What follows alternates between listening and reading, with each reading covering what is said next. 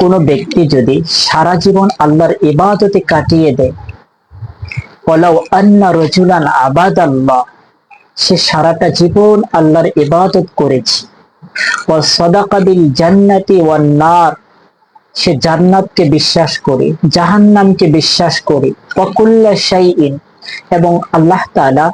যা কিছু বলেছেন সকল কিছুকে তিনি মেনে নেয়, কিন্তু ওয়ালাম ইয়াশহাদ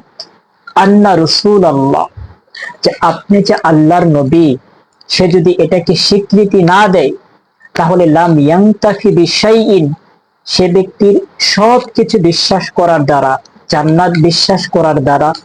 জাহান্নাম বিশ্বাস করার দ্বারা, অকুল্লা শাইইন, এবং সকল কিছু বিশ্বাস করার দ্বারা তার কোনো কাজে আসবে না। ওয়াকানা কাফিরান,